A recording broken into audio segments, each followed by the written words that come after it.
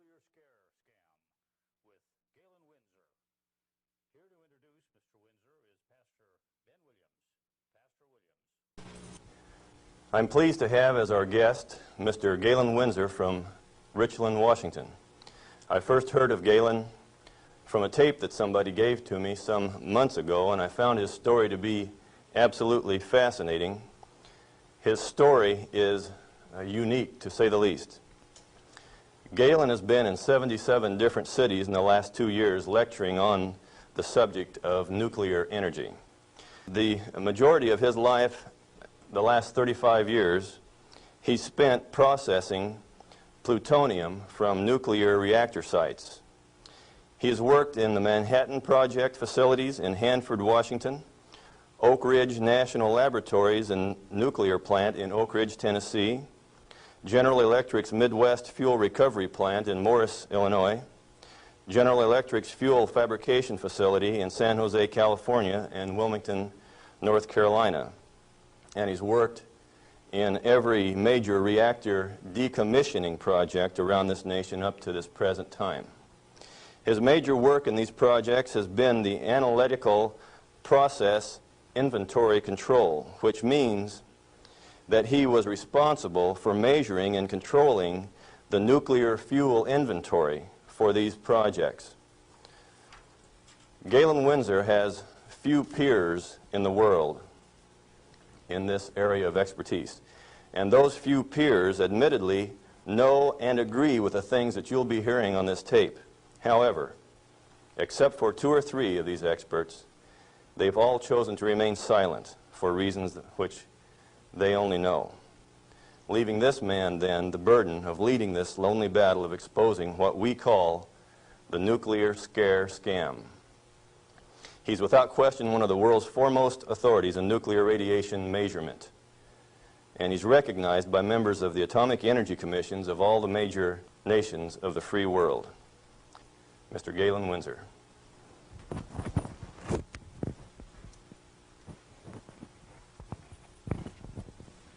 God bless you. Thank you, Ben.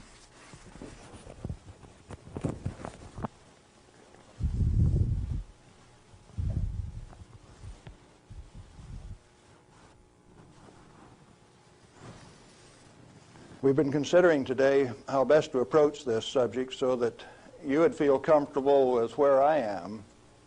And we thought it might be appropriate to start with how I got involved in this game. Now, in 1945, I was a Navy radioman out in the Pacific on a destroyer aimed for Japan. We had a one-way ticket. That's all you get, just one way. So, as we were becoming proficient at our business of fighting war, the Manhattan Project caught up with us and did a job. Now, the weapon that was dropped on Hiroshima, Japan in August 6, 1945 was a U-235, fully enriched U-235 weapon, where the material was separated and purified in Oak Ridge, Tennessee. The one that was dropped August 9th on Nagasaki was a plutonium weapon made at Hanford. But to those of us out in the Pacific, it was quite interesting. It had a ticket on it that says, "You get to go home." I was impressed. Now, I was stuck out on Guam after the hostilities quit and was running a radio broadcast that communicated with 4,500 ships west of Pearl Harbor. Quite a few to listen to every dot and dash that I made. So I was used to having people listen to me. They couldn't see me, but they could sure hear me. I had all of the good messages that were to come to them. Fleet movements to Red Cross messages. They came along one day and says, "We'd like to have radiomen to go down to Anahuac for the atomic bomb tests." Not me. No way. I want to go home. So they went through and they took every 3rd radioman to go to Anahuac. I didn't go. They let me come home. But I wanted to go home. I had a driving need within me that says, hey, that big firecracker, I want to know how it works. I want to know everything about how it works. So, back to the ranch in Nevada where I grew up and stacked hay all summer, gained back the 40 pounds that I'd lost out there in the islands. Into Brigham Young University in the fall of '46 in chemistry classes. Dr. Joseph Nichols could make an old farm kid like me love chemistry. I hadn't had any chemistry in high school, but the way Joe Nichols taught it, I wanted to know. So chemistry it was. And some neat guys like Carl Eyring taught me physics. And along in '47, I ran across a cute blonde from Richland, Washington. Now, this girl had been telephone operator for General Leslie Groves and Dr. Enrico Fermi on the Manhattan Project. She got to put through the calls to Franklin Delano Roosevelt for these guys, so she talked personally to FDR. And she told me some of the stories like you've never heard. She says, oh, in those canyons, great things are done.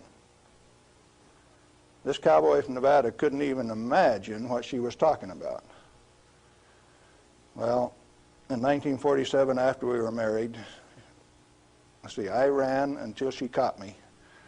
But I wasn't going to get married anyway. I wanted to get my education. I had to get on with this thing. And so we went to Richland, Washington for the first time in September of 1947. I saw that those buildings she was talking about were there. 1,000 feet long, 11 stories high, 5 of them below ground. Tremendous things. And people all over. Camp Hanford in those days was a whole army camp just there to secure that place, to provide security. Thousands of soldiers. You move around out in the desert and up out of a foxhole would pop a soldier with a gun in his hand. There wasn't any horsing around. It was all business. Back to school. In 1950, I applied for a job up there before I had graduated, and they were in such bad need of chemists, I had a job before I had my degree. And so the last year of my chemistry, mostly English, I did on a bus, riding 25 miles to work in the morning and 25 miles back at night. And I did advanced grammar and business writing and all of those things on that bus. But in September 1950, I got into this thing called plutonium processing when we did it barehanded, without instruments, without coveralls. We had some of the most peculiar acid burns in some of the shirts. And I found one of those the other day. It's got acid burns all up the front of it. Plutonium on it, too. Amazing. That was normal operation in those days. We ran those facilities, and we ran them so well that by 1965, we had separated enough plutonium when it only existed in the parent uranium matrix to a half of a single weight percent, 0.005 weight fraction of plutonium maximum in that fuel. And we processed enough tons of uranium to recover enough plutonium by 1965 to meet the weapons needs of this country 10 times over for the foreseeable future. Now we're talking about a massive amount of work. Hands-on, do it type thing. And there was a couple thousand of us, and we were just happy as could be, just working like mad, making those plants run 24 hours a day, 7 days a week, in a community that ran on shift work, ABCD shift. The whole community that way. A wartime community, people dedicated to doing a job, and we were doing it, and we did it well. No pretense. Oh, yes, there were. Out in the reactor began to sneak in people who wanted a radiation monitor behind every reactor operator. Why? We know how to make these things run. When we got a metal fuel element stuck and it fell down on the trampoline back of the reactor, we'd go in with our feet and kick it off into the pool, smoking, burning. If you didn't have an instrument, you didn't know it was too hot, so you just went in and kicked it. Finally, along came a rule maker that says, thou shalt not do that. You'll get burned. Oh, I didn't get burned when I did it last week. But you exceeded the limit. Well, where did this limit come from? Turns out that in 1934, the International Commission on Radiation Protection fabricated a limit for X-rays. It was no longer permissible to be burned by them, erythema, reddening of the skin. You now had to keep a limit called 0.2 of an R per day. How much is that?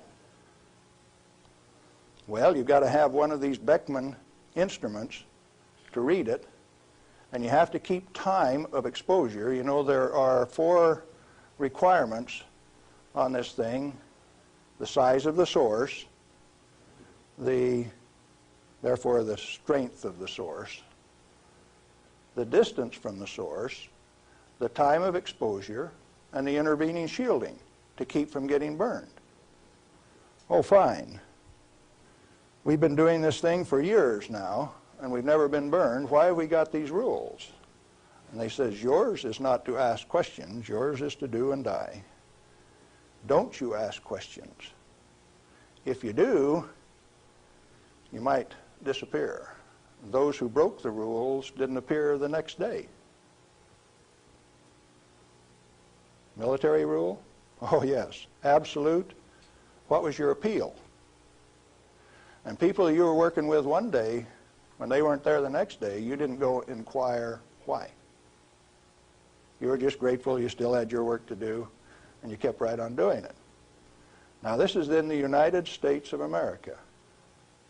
Well, in 1960, we found out that the materials that we were working with, the thing that we called high-level waste, that if you waited 3 years, these million-gallon tanks that high-level waste went into boiled off 15,000 gallons of water a day. Fairly hot? Oh, yes. This material, that if it ever broke a line, would seal itself off in the ground within a foot, make its own glass. It wasn't going to go anyplace. We did that a time or two, accidentally, of course. And so we started packaging this cesium-137 in casts in railroad cars like that and shipping it to Oak Ridge, Tennessee. And they'd take it out and make it into a barium titanate and press it into a pellet, and those things were so hot that they actually glowed in the dark from the infrared heat.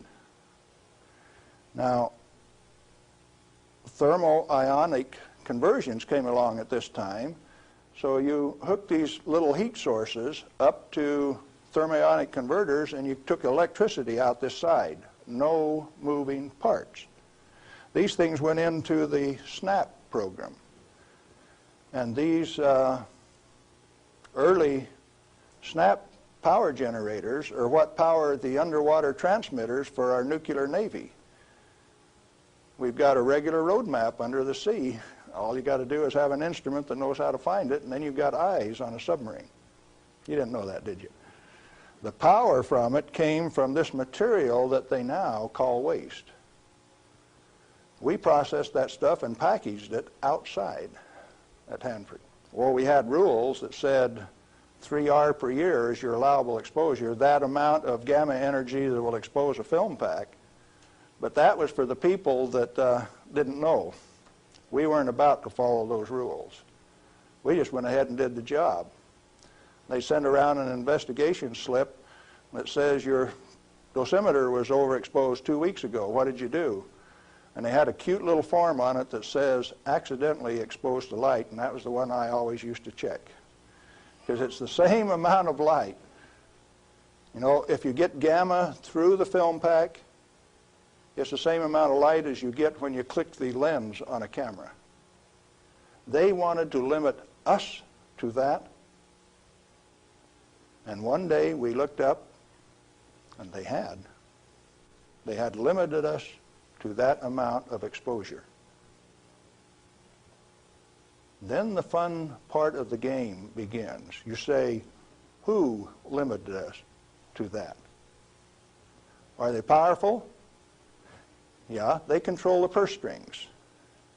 They live by the golden rule.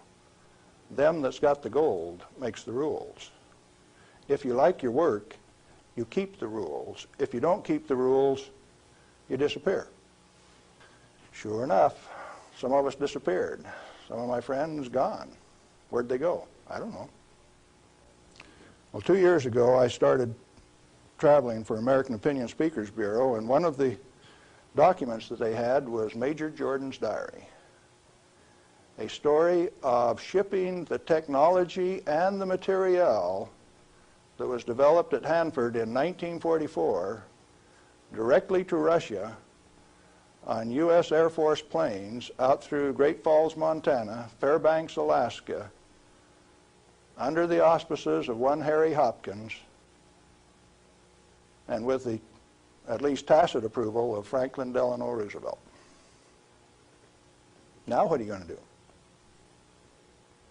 That thing that we had been doing and feeling so good about had been shared at no expense with Russia.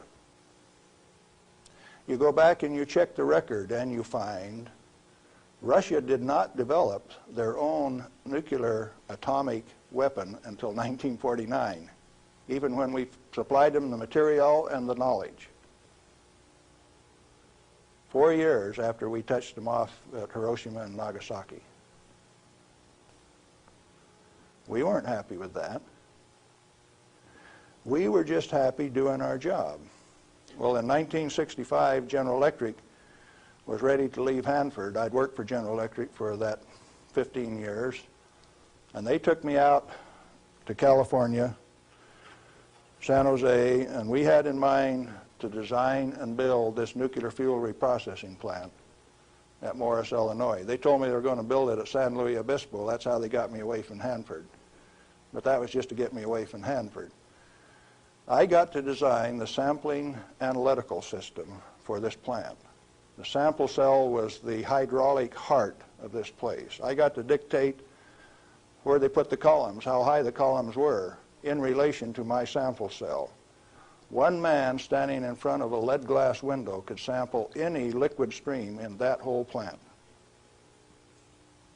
It took crews of men at Hanford to do the same thing. I wasn't happy with that, so I built an efficient system. I got to design that. I got to build it. Conceptual design, detailed design, build it, operationally test it. And in 1973, they says, forget it, friends, you don't get to run it. We had 170 tons, metric tons of spent fuel stored in the basin. And the then President of the United States, do you remember who it was? Jerry Ford. Says, friends, no way, you don't get to run it. That's when I started to kick over the traces. Up to that point of time, I thoroughly enjoyed my work. I had no limitations, practical limitations. I had all the money to spend. I was in charge of the design effort. I built it the way that I wanted to because it was technically correct. All I had to do was check with engineers and make sure that it was right. And all of a sudden I was told, you must reduce your limits of exposure by a factor of 10. I says, I won't do it. First thing you know, you got the word that says, oh, yes, you will. And I says, no way. Well, that's when the rebel, Galen Winsor, started to show up. And when I found out that by management conference I couldn't get to these guys, I figured out another way. Now, in this plant is a beautiful pool. It's got, a place to store spent fuel bundles till it won't stop. 660,000 gallons of water, demineralized, just as clear and pretty as it can be. Heated to 100 degrees Fahrenheit when the outside temperatures are a minus 20, wind chill factors down to a minus 60, and I found out that I could swim in that rascal. You turn off the lights at night and it had a light blue Cherenkov effect. And this kid from Nevada that never could pass up a warm swimming hole used to go swimming in that pool. There wasn't anybody that had the nerve to swim with me, but since I was manager of safety and analytical services at this plant, it was mine to use. Oh boy. I found out that I could do that. I showed some financial types one time that I could stir that pool with my bare hand and check out through the same radiation monitors they did without triggering it. GE didn't like it. I got a letter from him that says, "Thou shalt not tell financial types that you can swim in the pool, that you can stir it with your hand, because if they find that out, they will steal the inventory. They will know that the inventory can be stolen." Oh, is that a valuable inventory? The same material that's labeled high-level waste by our current government, our current Congress. Now, plutonium is an interesting chemical element. It is created in a nuclear reactor. The Manhattan Project built 8 of these reactors at Hanford. The first one took 12 months from sagebrush to nuclear steam to build, and it had never been done in that size before. How could they do that? Why did they do it? To create this element called plutonium. Plutonium has been assessed as being the most hazardous material on Earth. Now, from the standpoint that you can make an atomic weapon out of it, yes, it is quite hazardous, because a piece of it that big, 2.5 kilograms, that's only 5 pounds, is the force that delivered 20,000 tons of TNT equivalent over Nagasaki. Indeed, it is hazardous. The one over Hiroshima that had fully enriched U-235 in it was 5 times as big. So plutonium is more dangerous than U-235, is it not? By a factor of 5. It takes 5 times as much U-235 as it does plutonium. Therefore, it is the most hazardous thing. Enter the great pretenders. They said that 5 grams of plutonium, properly distributed over the face of the Earth, would kill everybody on Earth. Now, if you can only get one 20-kiloton weapon to go on 2,500 grams, how's 5 grams going to kill everybody on Earth? Early on, I had a fear that said, if there is this much fissile material, that can undergo a chain reaction, we called it in the beginning, then if you set a match to it, all the fissile material in the world is just going to keep right on going. Totally unfounded fear. It turns out that when you're in this business of recovering plutonium, like we recovered so much of it at Hanford, we found out that if you have it in a solution where it's less than 5% plutonium, it won't go critical any way that you kick it. And when you get it to 100% plutonium, you better be careful. Because if you put it in more than a 5-inch diameter cylinder, you're playing with fire. You can undergo what is known as an uncontrolled criticality, accidental criticality. The air turns blue. If the cylinder is sealed, it will explode from steam pressure. And that steam pressure builds up in a millisecond, which is about that long. No, you don't horse with it. And then you find out that those 8-foot thick shielding walls on those canyons were put there because they didn't know how much was a critical mass. They says, if we make a mistake, we don't want to die, so we will provide the shielding. And so this shielding thing started for no other reason than they didn't know what was a critical mass. Well, through the years, we got pretty good at telling what a critical mass was. And I have worked in a plant where I had half a critical mass in this hand, barehanded, dressed in street clothes, half in this hand, wearing a lab coat, and I'd put this half in a pocket on this side and this half in a pocket on this side and walk down the hall. If those two ever got together, there would be a blue flash. They never got together because I was in between them. And we do that every day. And each half had to meet definite dimension characteristics. And so we'd take them down and pass them one half at a time, and they'd measure it and say, yeah, that one will pass. And then we'd pass them the other half, and that one will pass too. But they were carefully put in separate bird cages so they couldn't get together accidentally. Well, those of us who worked with it enjoyed it. We knew what we were doing. We worked at it. When the President of the United States decided not to operate that fuel reprocessing plant, I started scrambling to find out what was going on. Many things had been done in the name of health and safety.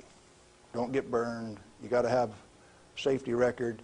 You have to be safer than anybody else. We were already safer than anybody in the whole world.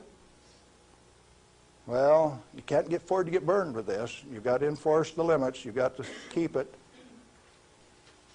And I says, hey, that's not what the ball game is at all. I'll bet you the ball game is something else. And in 1982, when the Congress passed the Nuclear Waste Policy Act of 1982, a guy by the name of Mo Udall, I don't know whether you people in Arizona have ever heard of him or not, authored that bill. It's called the High-Level Waste Disposal Act of 1982. The material he called waste is the reusable uranium fuel that I had been working on for 32 years. Needless to say, Mo Udall and I do not agree on whether that material is waste or not. The name of the game then is who owns the plutonium and how much is it worth? The government says bury it 3,000 feet deep in basalt, and we'll hold a contest among the states to see who gets to bury it. Oh? Why do you want to bury it? Did you ask the owners? Who is the owner of the plutonium? May I submit that it's most likely the nuclear power ratepayer. He is paid for the mining, the fabrication of the parent uranium, power generation, and is being charged in advance for its burial. If you're paying for it, to whom does it belong? How much is it worth? In inflated dollars, a ton of reusable uranium fuel contains useful metal isotopes worth upwards of $10 million a ton. Mo Udall says it's high-level waste. The value of reusable uranium fuel scheduled for permanent disposal probably exceeds the national debt. Naturally occurring plutonium quantities, and you know plutonium does occur naturally. Plutonium-244 is found at the residual activities of the several, 8 at least, Oklo phenomenon reactors across the world. First one found at Gabon, Africa. Naturally occurring plutonium quantities have been enhanced by transmutation of uranium. That's the reason we built reactors in the first place. Our ability to detect and measure emissions from these elements is useful in inventory control. When fissile elements, fissile isotopes, are present at less than 5 weight%, plutonium-239 equivalent, and the heavy metal oxide matrix is stored dry in air, it has no critical mass. Remember, we talked about shielding was because they didn't know what a critical mass was? If it is light water reactor fuel at less than 5% equivalent fissile content, you can handle it, you can do anything you want with it, you can stack it up, you can have a room full, you can have a handful. As long as you keep it dry, it will not sustain a chain reaction. What then is all this falderall about a little bit, 5 grams, will kill everybody in the world? They don't know what they're talking about. And when they say that, they're thumbing their nose at measurement experts like Galen Winsor. I am insulted when they say those things and get away with it, because it has no bearing on the truth. It cannot be mishandled. It will not expose any person to an unshielded nuclear reaction. In other words, no controls are necessary except to prevent the pilferage of the inventory. Have you got that one? Let it register. Do you need governmental rules and regulations and instructions? No way. Then why do we have all of those rules? Inventory control practices capitalized on the fear of undereducated masses who work in the industry. I didn't say anything about ordinary people now. I'm talking about the people who have worked in the industry and those who cast stones from without. The Ralph Naders, the Jane Fondas.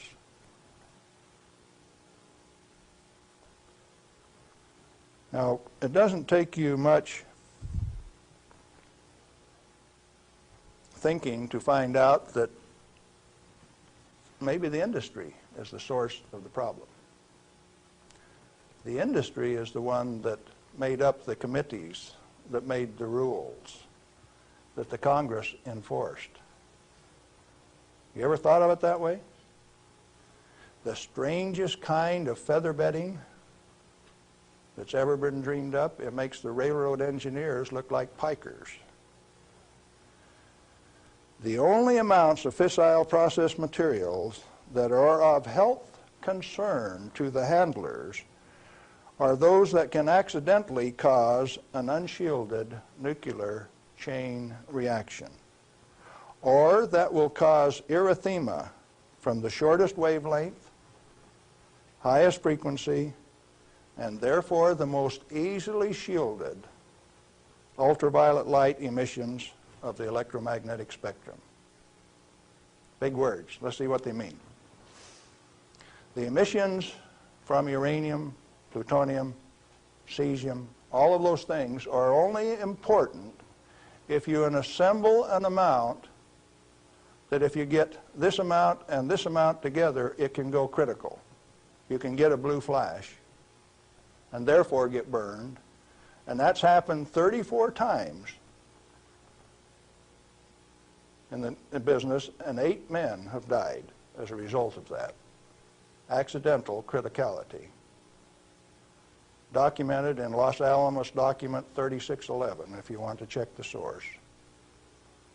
Or if you've got enough of it together that it's giving off ultraviolet light of this particular wavelength and frequency without any intervening shielding, enough to burn you, sunburn you, erythema, reddening of the skin. If it's less than that, if the effect is less than that, then what is the problem? excessive government regulation. That's what's the problem. Tritium, heavy water. Deuterium is hydrogen 2. Tritium is hydrogen 3. If you let an inventory get away from you, what's going to happen to it out in the biosphere? Nothing other than it will become diluted and join the naturally occurring inventory of tritium, because tritium is created in the upper atmosphere by sunlight. We have a natural inventory of tritium. Then the only thing that happens when you release tritium, which is the trigger mechanism for bombs, it's the source of the push that makes it go, is that you lost a valuable inventory. Then what of these people that are pretending that a little bit of tritium is going to do you in? It is not so. What are those 2 points? Only if it is an economically recoverable concentration, or if it has a natural reconcentration mechanism. You know, there isn't any one of the radioisotopes out there that has a meaningful level of reconcentration in any of the species, not even the oysters in the bays in Maryland, below Calvert Cliffs. Why then are we still playing this game that any amount of this material is of hazard? Reusable uranium fuel, which has been isotopically enhanced in power-producing reactors, is a valuable national resource, not a high-level waste. The utility operators recognize the future worth of this commodity. Mo Udall, in that Nuclear Waste Policy Act of 1982, imposed a tribute of $1 per kilowatt hour, $1 per megawatt hour on all electricity produced in a nuclear plant, so that they can research and develop methods to throw it away.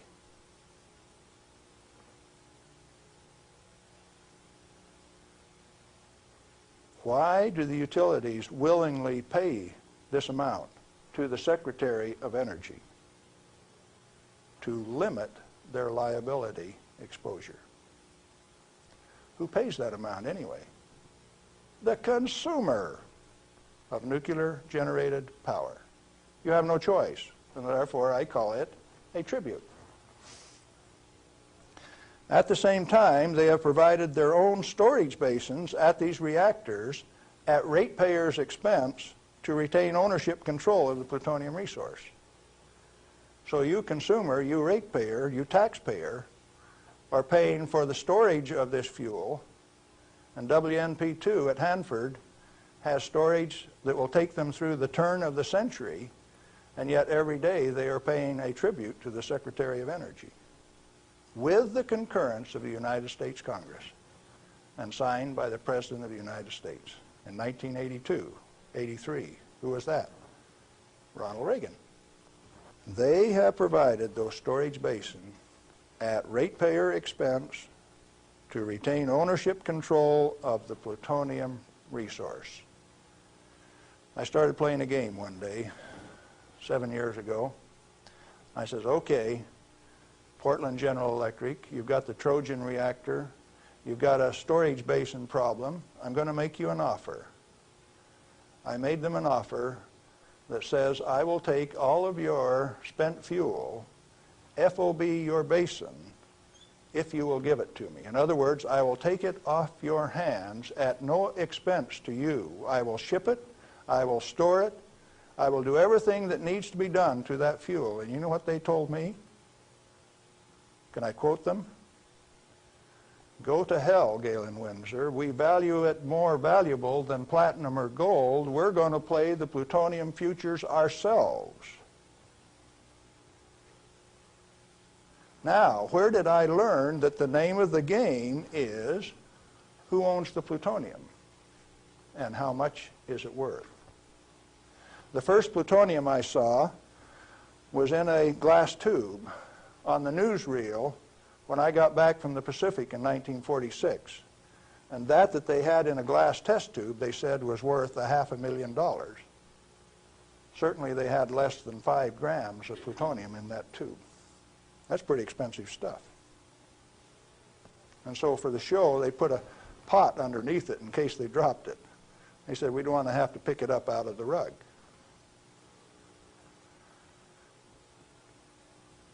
When it was decided for us not to operate this plant, plutonium was guaranteed on buyback by the federal government at $43 a gram. That's quite a price drop, don't you think?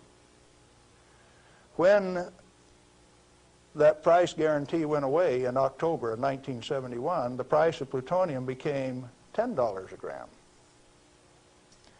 It steadily went down to where its present worth on the market is a minus $2 a gram per year. That's what it costs you to hold on to a plutonium inventory on a material that has been declared worthless by the utility owners and rubber stamped by the Congress of the United States, and they're spending billions of dollars digging holes in ordinary rock so that they can throw it away, dispose of it. Okay, what are you going to do with it? Reusable uranium fuel may be properly stored in air-cooled, dry storage in a cost-effective manner. Nucléaire in Germany offers this immediate and long-term option as a necessary and safe step prior to reprocessing. They're doing it in Europe. At least 4 regionally located facilities are available in the United States where this concept can be used right now.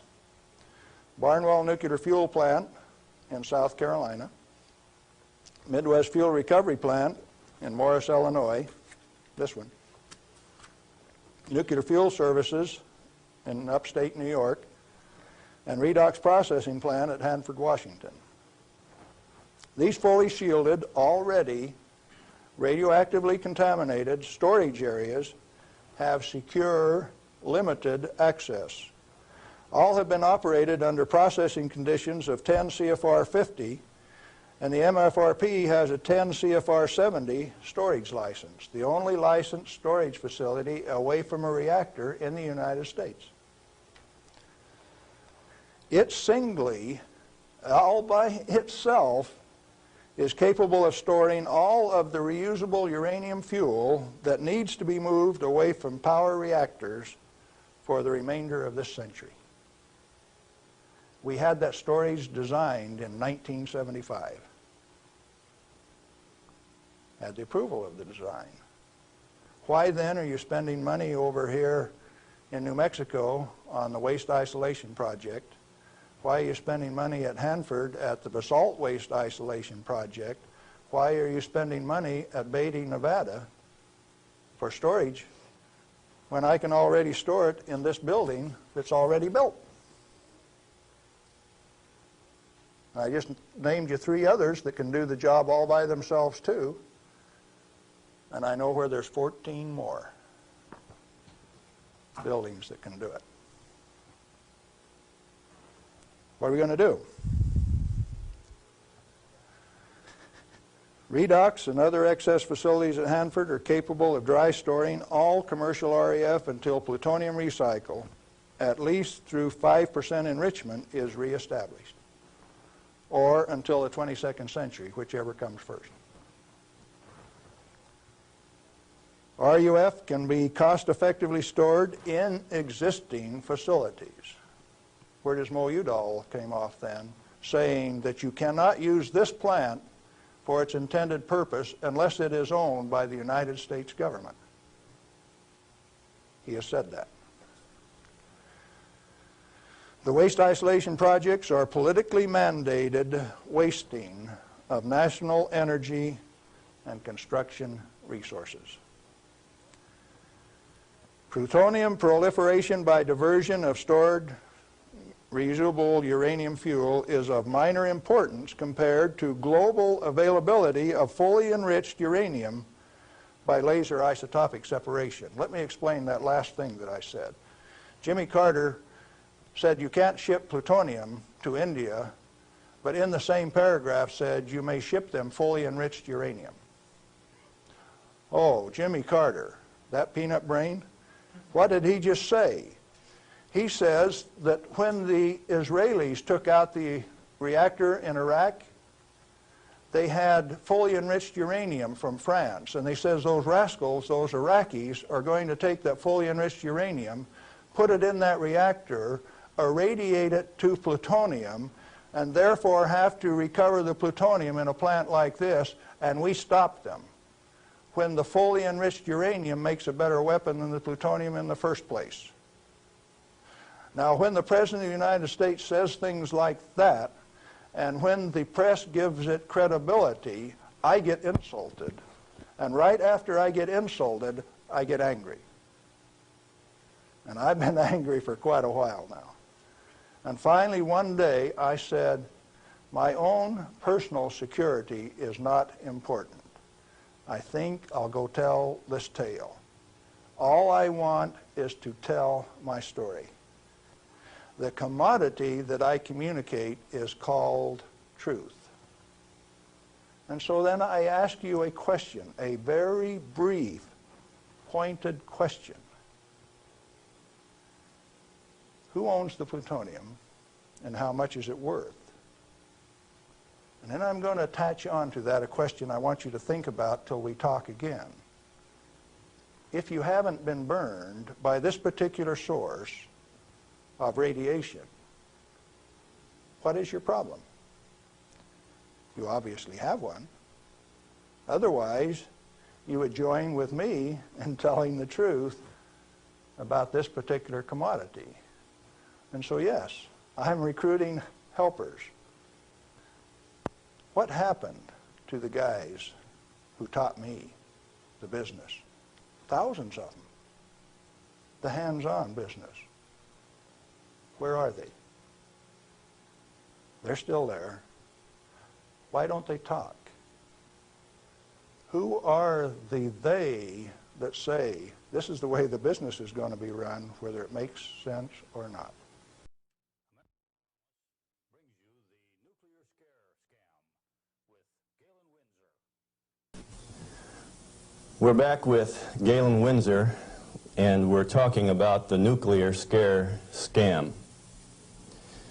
Galen, it seems to me that from what I've heard you say that the scaring of the people is better than a lock and key to keep this stuff out of the hands of those who might be interested in investigating and keeping this valuable material hidden for just an elite few. This is probably the way that it works best. And so then the secret was to keep from letting other people know that it could be handled, because first of all, we weren't accepted by the community, and the materials that we were working with, they feared, but there were certain few people that realized its real worth, its potential to be used in ways other than to support our national defense. Let me ask you a question, Galen. Are you worried about do you have reason to be worried about your personal safety? Because the kind of people that you're describing here are powerful people. I wonder if you're still around. I wonder how much longer we can expect you to be in this game. Well, on the 13th of December last year, the NRC, Nuclear Regulatory Commission, Region 5, turned out a federal SWAT team to get me on a federal warrant issued by Bob Thomas out of Walnut Creek, California. It was kind of funny in a way. They turned out this federal SWAT team at Hanford, and they had my picture, and alongside it says, "This is an irrational individual. He poses a threat to our security. Take him at any cost." Now, the reason that I'm still here only has one logical conclusion. I have lots of help. Well, you've told us about how that you and others of your friends and colleagues have handled many times this so-called deadly nuclear energy material that the whole world is so scared of. Why weren't you afraid of it? Because we did silly things like recover some of the undissolved fuel elements out of the redox dissolver that burned a hole in it. And we went in and sampled these things by a remote process. We got it out into our hands and found out that we could walk around the lab with them barehanded and they wouldn't hurt us. And we were standing there in the lab tossing them back and forth. Uranium metal that wouldn't dissolve in the boiling nitric acid. Well, if you find out that you can play with it, and it was only 90 days since that thing came out of the reactor and it doesn't burn you, why should you be afraid of it? So in other words, you're telling me that you learned to not be afraid of it because of practical use and application and hands-on experience. Hands-on. We might even been playing games. Okay, you say that you swam in this water that was straight from spent fuel used to cool that fuel, and Yes. you swam in it. Yep. You told me earlier that you went a little bit beyond that. Would you share a little bit of that story? Well, swimming in it didn't have the desired effect. So I decided I had to be more direct with these people that were giving me trouble. They were kind of hard to teach, so I went to drinking a glass of it a day.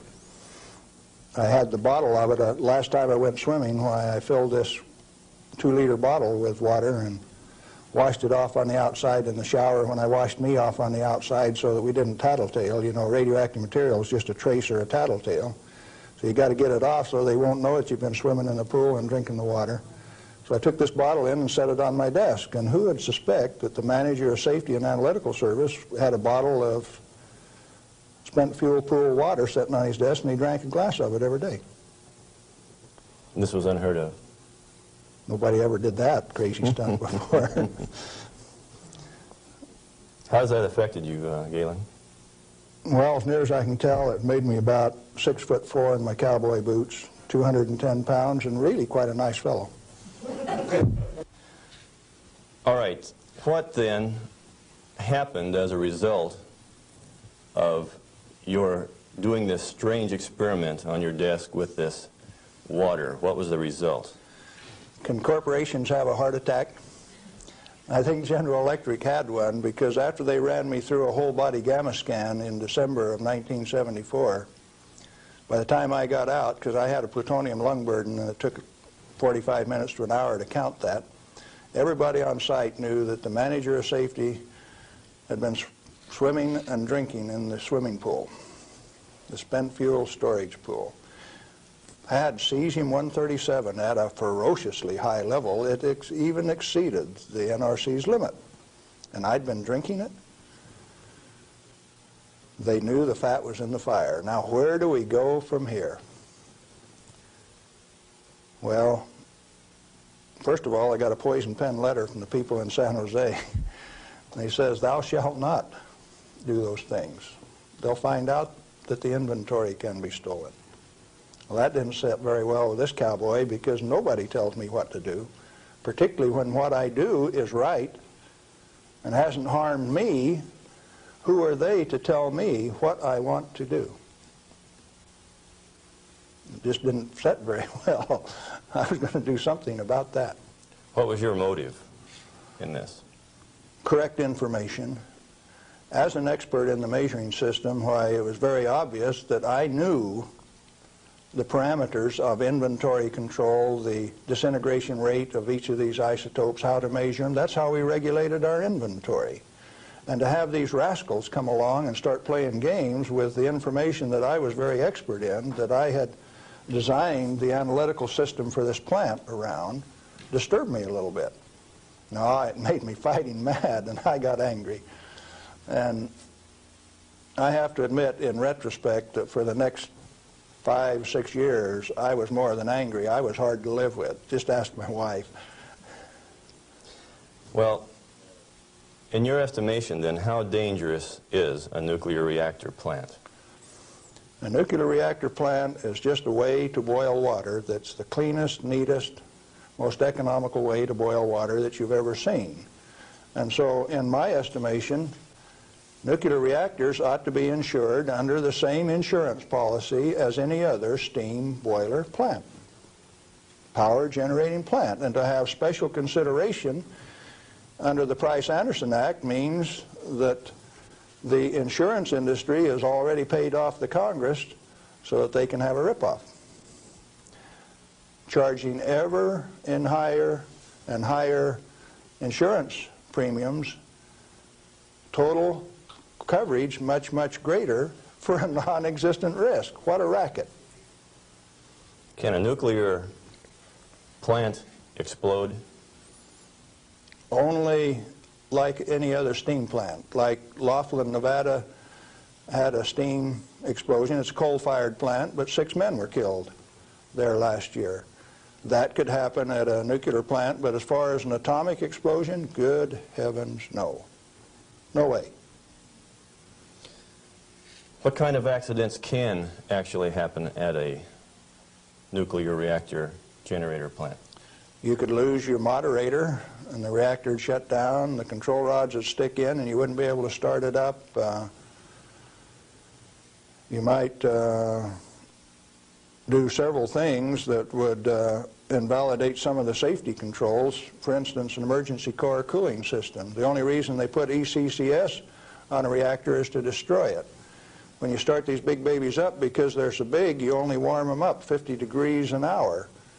And they say, we got an emergency, throw the emergency core cooling system on like they did at 3 Mile Island 2, and you're going to thermally shock that big machine and ruin it so it can never be used again.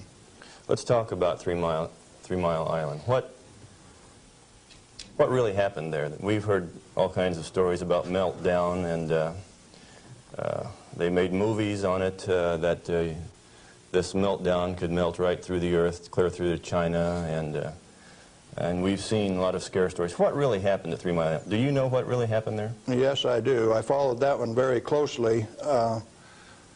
In fact, I know the guys personally who wrote the script for China Syndrome and also wrote the script for the 3 Mile Island fiasco. Dale Breidenbaugh, Dick Hubbard, and Greg Miner, who used to work with me at General Electric, are the MBH associates that wrote that China Syndrome script. And not only that, remember that was the time China Syndrome came out, Jane Fonda starring. 14 months ahead of the TMI-2 accident, it was predicted in writing in New York State that that accident would happen 1 year from the date that that 3 Mile Island 2 reactor started up. It started up in March 1978, and it went down March 28, 1979, right on the day, 1 year anniversary. In other words, with 14 months advance notice, the industry still went along with the sham. Nothing happened there except that the owner, the operator, and the regulators conspired to turn it off. What melted? The top of the fuel rods, the third time that the core got uncovered, due to internal pressure, blew the top off some of those rods. They've got Inconel springs in them to keep the pellets, fuel pellets, from vibrating when it's running. Those things are under compression, and when they reduced the outside pressure and the fuel rods were still hot, it blew the top off some of those fuel rods. The fuel rods in TMI-2 are internally pressurized to about 1200 psi with helium gas so that they don't reverse dent when they're hot and running for 5 years. And when they drop the outside pressure, why, that internal pressure with those hot rods blew the side out of some of those rods at the top. But melting, the fuel is already an oxide ceramic. It is a pellet. It's been pressed into a ceramic. When you pick it up and feel it, it feels like metal. It's pressed so very, very tight, hard. And so, no, the fuel didn't melt. The China Syndrome is a scriptwriter's fantasy. Right here, I ought to tell a story, I guess. See, I spent 3 weeks on the island in March of 1981, the 2-year anniversary of this particular, quote, accident. And Tom Hall, who stood alongside Enrico Fermi when they pulled the control rods on 100B in October 1944 at Hanford, and I were delegated to go to the island and find out what happened, and so we did.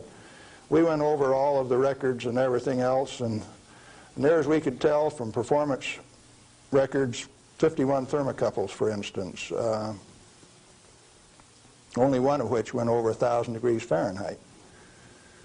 The center line temperature of those rods when they're running is 4,032 degrees Fahrenheit. And so They say things like over 50% of the core was greater than 4,000 degrees. Yes, it was. If it wasn't running at 100% power. So they take that kind of information and bugger it all up so that you don't understand what's going on. They give you a little bit of it. Well, the worst joke that people could dream up, and they says, do you know what the NRC's worst nightmare is?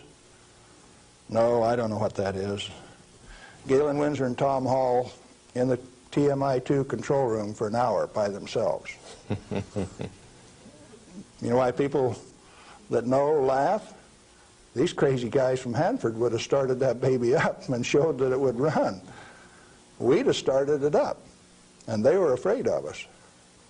So there was no accident at 3 Mile Island? No, they did it on purpose. Shut her down. Very interesting.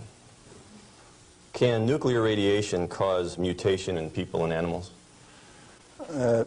If a cell gets too much radiation, it dies. And so if it is a sperm or an ovocyte, why, they die. They don't reproduce, and there are no mutations. I think the good Lord built that safety factor in. So you're saying that mutation in future generations is an unfounded fear? Yes, and the studies of the people at Hiroshima and Nagasaki have borne that out. Those people do not have that. Now, they showed the immediate effects of too much radiation. The women who were pregnant showed, the embryo showed the effects of very similar to rubella, measles. Some deformity, certainly, from that radiation insult. But that's not the kind of mutation that's going to go on to the next generation. Galen, what and where are these burial sites, and what's in them for this so-called nuclear waste? I've been hearing stories about stainless steel containers buried in concrete under the ocean, boiling for over 2,000 years. That sounds like a real story. Let me start out by saying there are no nuclear waste, only materials created in a reactor to be recovered and used beneficially. Now, high-level waste is radioactive and self-heating. And so fuel, reusable uranium fuel, fits that definition. But if you disregard its intrinsic worth, why then, yeah, it would fit the definition of high-level waste. But let's say there isn't any high-level waste, only material to be recovered and used beneficially. Then what's the low-level waste fiasco? That's an excuse for a federally mandated, non-inspectable disposal system so that organized crime can get rid of any evidence that they want, and it can never be dug up again. They're afraid to look in there. Not afraid. They don't want you to. They've got rules on the transport so that if you have an accident with a low-level radioactive waste shipment, why, you call out all of the state police and you make sure that nobody looks at it, that nobody gets exposed, that there's no spreading of the contaminated material. And it's also that you don't find out whose body's in that drum. The situation got so bad that the smell of human flesh was so great that they made it so that you could ship animal biological waste in refrigerated vans so that it wouldn't stink up before you got it buried. What is then in these low-level or high-level or whatever containers under the ocean? Nothing. But if you see, they were one time dropping barrels of radioactive waste off barges in the ocean. Do you know what was in them? Not high-level self-heating radioactive waste. Probably had a few bodies and a few guns and a few knives and a few evidences in them too. If you drop them in the ocean, they are truly disposed of. So you know there's an international trade in that right now? You can't do it in the United States, so they transship it across the ocean to South Africa, and they can bury it offshore. So what is in those drums? Well, that's what you're telling me then, that I needn't worry about boiling drums under the ocean for 2,000 years. No, no way. Thank you. I'm glad to know that. Well, one more question, Galen. What do you feel like a good portion of these men in Congress know this already? I know they do. I went there 4 years ago and sat down with the Senate legal staff and told them my hour-and-a-half-long sad story, and Sam Bollinger, one of the lawyers, stood up and he says, "Galen, if I understand you right, why you want us to have President Reagan snap his finger and make this thing come up straight." And I says, "Hey, Sam, terrific. Go ahead and do it." He didn't take that challenge. He says, "No, I'll tell you what, Galen, industry likes it the way that it is." I said, "Sam, you really know how to hurt a guy." And he says, "Well, if we change it, what are we going to do for an encore?" Yeah, they're fully aware that this thing goes on as far up as the President of the United States. It's the way that industry wants it. The industry is its own problem then. So the question is then, what is the industry? What is the real story here? Is this an industry of nuclear energy? The industry has been ripping it off for years and years. In 1975, we knew that large nuclear reactors were dead, that large is not the way to go. The way to go is small, mass-produced nuclear reactors sitting right in the middle of town, one every 10 blocks, producing power. We haven't built a reactor right yet. It's time that we do it. Why haven't we? Because of a federal energy cartel. These guys control the amount of electricity, the availability, and the price. And they say, you do not have a choice. I have a choice. I'm going to take one of those decommissioned nuclear subs up in Puget Sound, refuel it, and generate my own electricity. Save the government $5 million because that's what they want, to throw them away. I will use it for my own power plant. Quinn Millian up in Omak, Washington, and I are moving on that, and if one of these days I hook one of them up to Pier 91 in Seattle, don't be surprised. Well, good luck.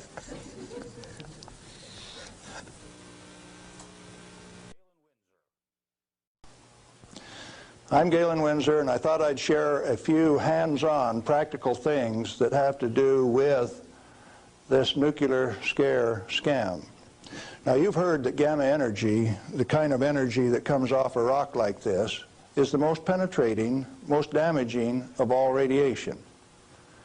And not only that, here is uranium, the parent of radon, and they say if you can measure, detect radon in a home, then it's bad.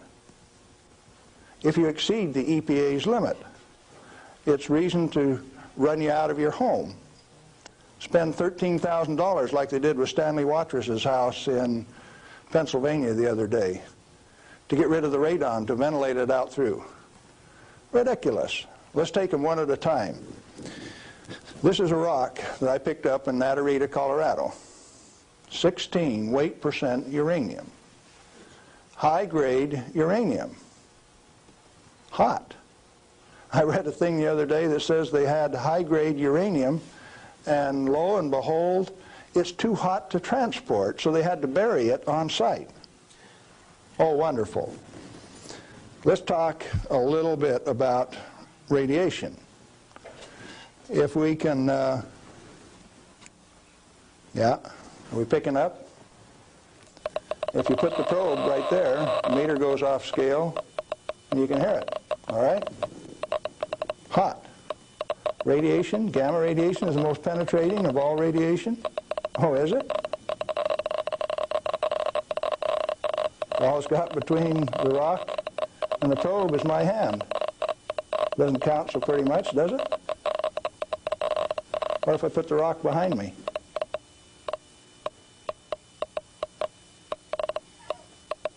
You don't suppose they've been lying to you, do you? I suspect they have.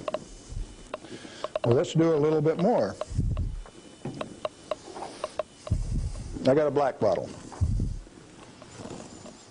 This stuff comes in white bottle. A bottle of no-dose. You can send children down to the drugstore to buy no-dose. All they need is money. In this are 660 white caffeine pellets. And this one is uranium oxide, U3O8. You can't buy it for love nor money. the state of Washington sent 2 of their Gestapo agents over to my home to confiscate my uranium samples on the 17th of December last year. Got a challenge. I'd like to have somebody in the room volunteer to take all of this bottle or all of this bottle. The only thing that I'll tell you is that one of them won't hurt you and the other one will kill you. Do you want the white stuff or the black stuff? White stuff? You do. There's enough in there to kill 4 men your size. The government says we got to ban this material. It's radioactive. Let's check it in the bottom of the bottle. Not very radioactive. Let's take the cap off. Oh goodness, very radioactive. This instrument will only count gamma, energy. It's just energy. Light's coming from those lights, only you're getting lots of infrared from the lights as well as ultraviolet. Energy response, and it's very carefully damped to only discriminated so it only gets the energy that comes from this. I don't want it to respond to a light, just to this. Cost me $1,000 to get an instrument that'll just respond to this and not to that. This is radioactive by any definition. Radioactive material giving off radiation that is read by an instrument like this. The daughter of this, radon, cannot be read on this instrument because it gives off alpha particles. An alpha particle is a dye-positive particle that comes from the nucleus. It has 2 protons and 2 neutrons, therefore an atomic weight of 4, and it's minus 2 electrons. And if you grab it with a high ionization potential counter, it'll count. But if it travels 2 inches in air or through a piece of paper, it picks up 2 electrons, 2 beta particles, if you will, and becomes helium gas, and it won't count on an ionization chamber. Did you know that this thing right here is giving off helium gas? Alpha comes from uranium. Okay, radioactive material. You pour it out in the hand, and that's radioactive contamination. Is it radioactive? Yeah, it is. Very radioactive. Now, decontamination is nothing but scooping it back up and putting it into the bottle. I just now decontaminated my hand. No, I didn't do such a good job. Not good at all. Is it still radioactive? Yeah, that's called residual radioactivity. Now, under the decontamination rules of the government, when you decontaminate somebody like this that's that contaminated, and this is certainly a reportable incident under current DOE regulations, when you decontaminate him, it has to go down a controlled drain so that you don't disperse radioactivity. Do I qualify as a controlled drain?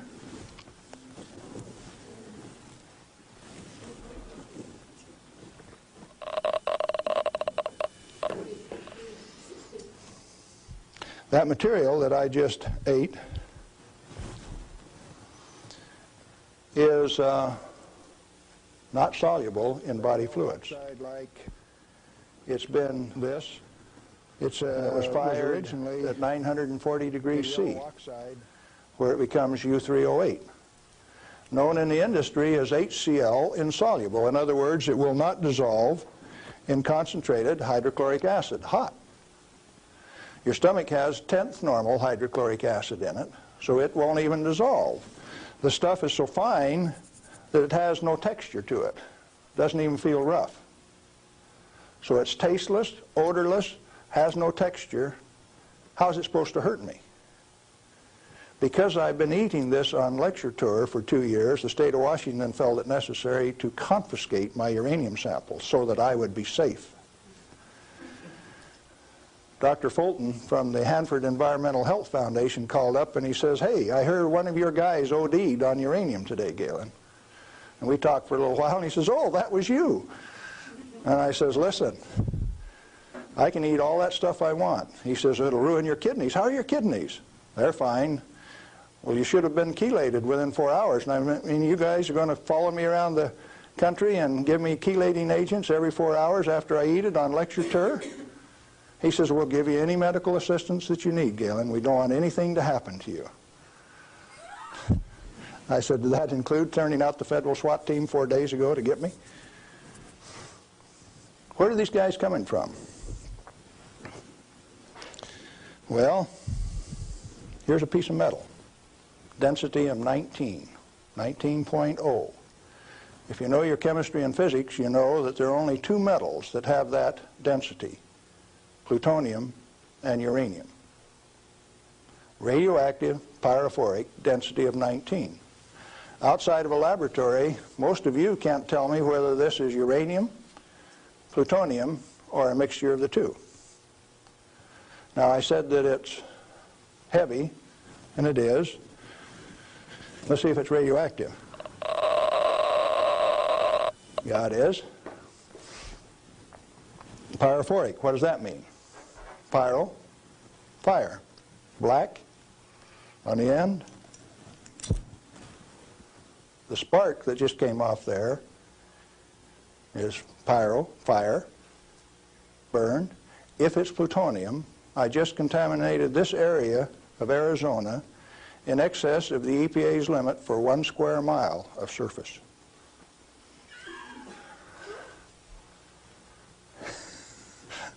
Somebody laughed. It's serious. The end of progress altogether says that I just contaminated you in excess of the limit for 1 square mile. It's now silver on the end. Tomorrow it'll be black because it self-oxidizes, this black color like this, all by itself. Plutonium does that and uranium does that. Is it hazardous?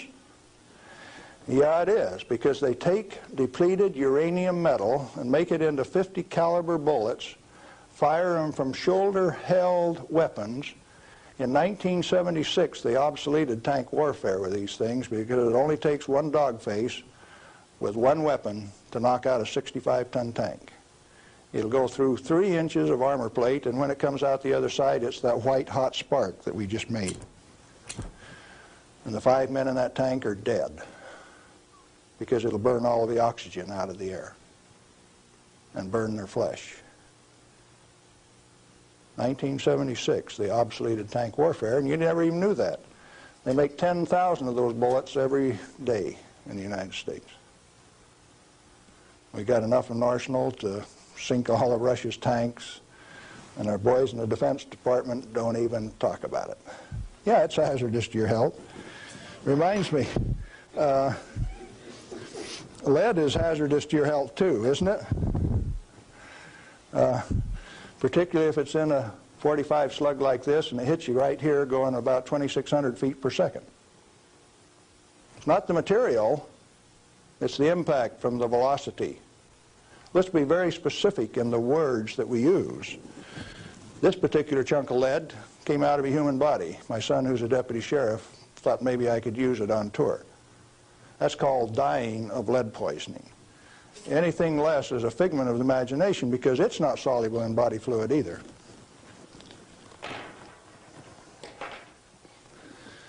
This is a pellet of cobalt-59. If you put it in a reactor into a neutron field, you can convert cobalt-59 to cobalt-60, which gives off a gamma.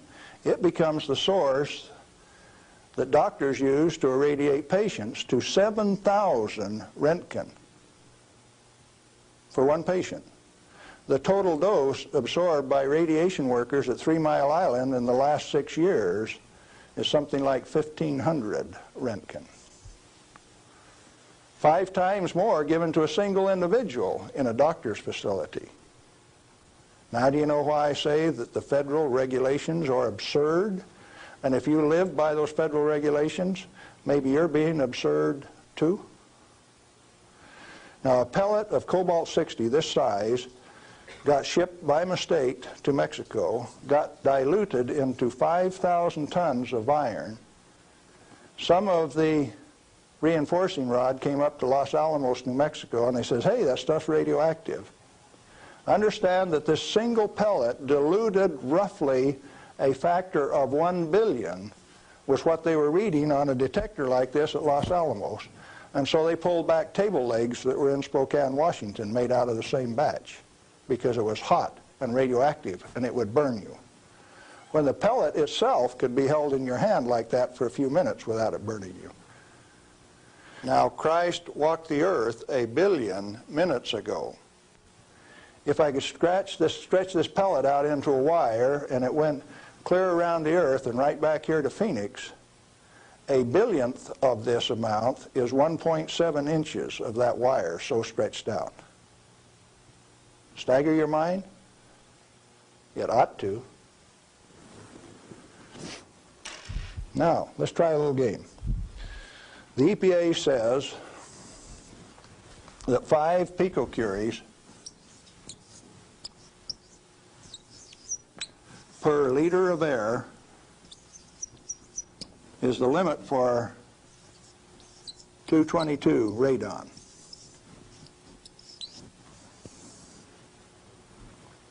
And they handle that like it's a real number. Madame Curie says that 1 gram of radium equals 1 curie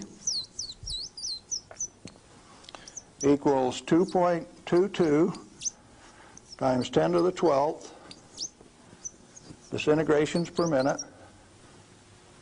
and that's the basic definition of radioactivity. How many disintegrations is this? Should we find out?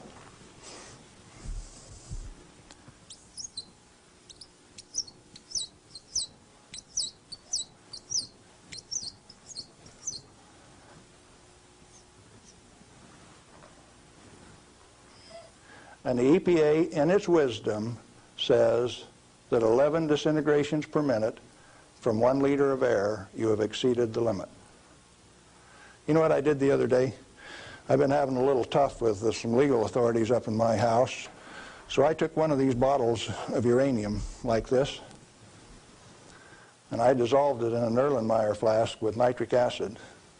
And I got a crack in the basement floor, and I squirted that whole bottle into that crack on the basement floor in acid solution so that it'll drive that counter off 3rd scale any place along a 10-foot section of that crack that I put.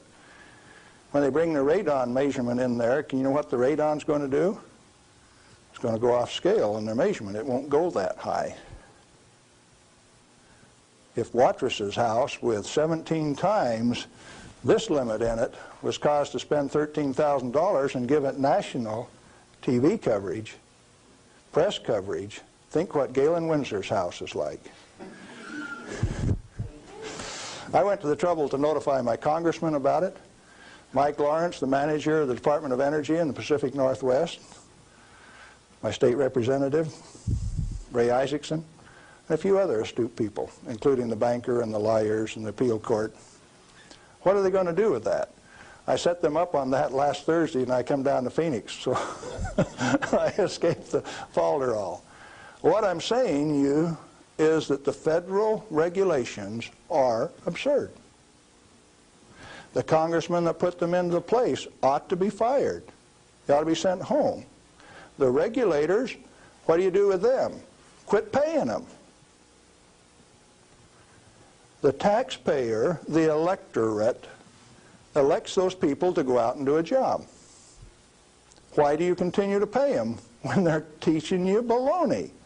When they're putting in regulations that don't make any sense? Cut it out. Quit paying them, fire them, send them home.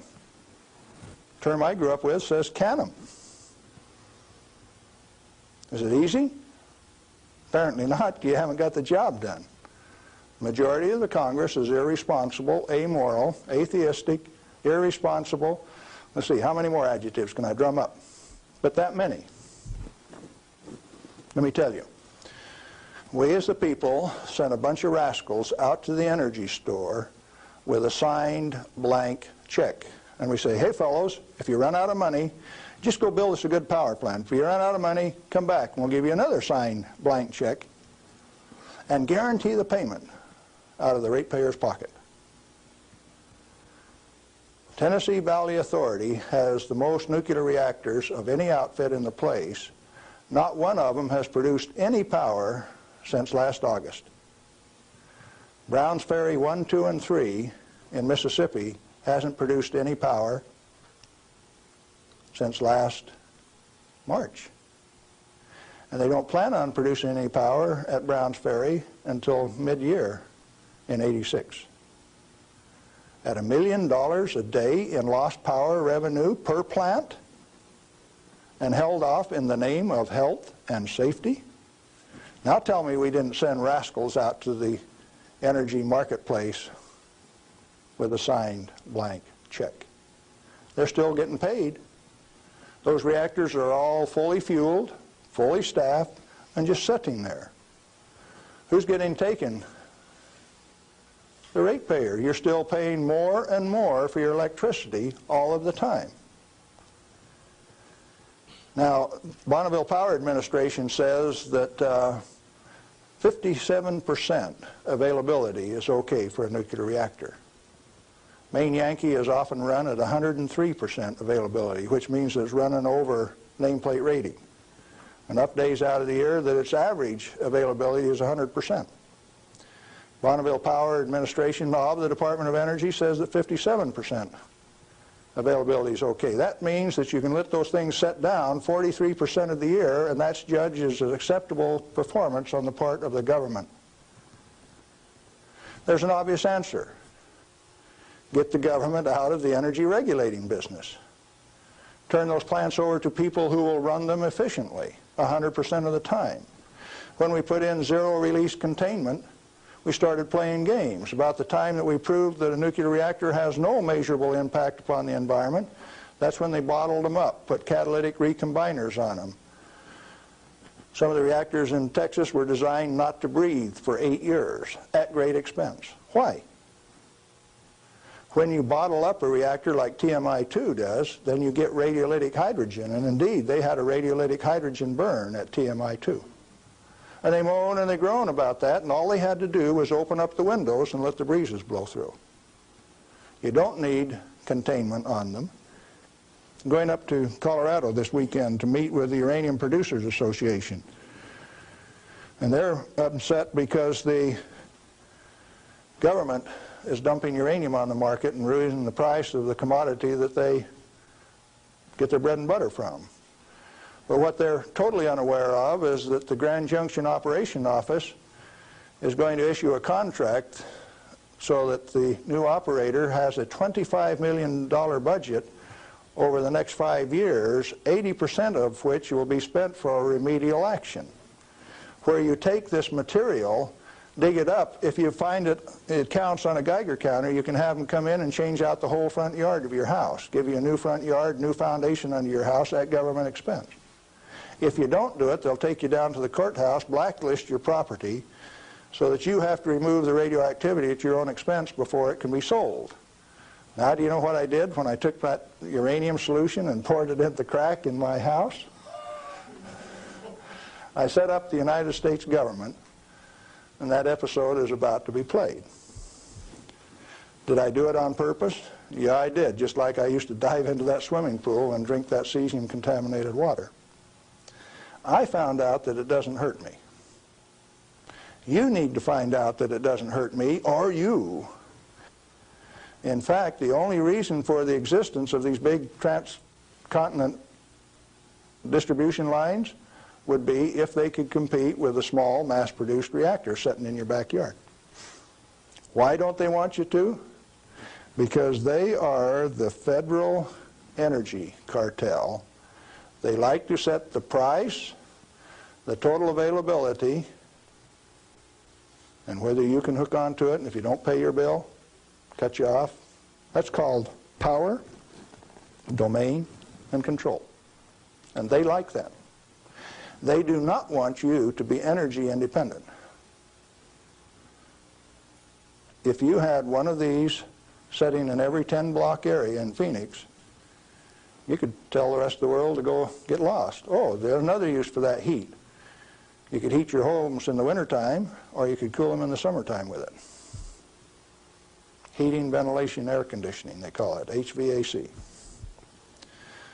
In countries where it freezes, you could run that hot water out and chase the frost away in the spring and in the fall. And they found out that plants grow faster in warm water anyway, so you'd irrigate with it all summer. So cooling towers are called wasting towers. They throw over 50% of the heat away. The other morning, coming out of Tri-Cities, WNP2 was putting its 700 megawatt electric up through the clouds, 870 they were running at. And the clouds were laying all over the ground, and there was a little ice cream cone right out there, and I said, there's WNP2.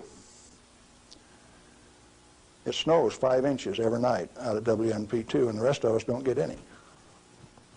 Where'd the water come from? That's cooling the heat from the condenser cooler.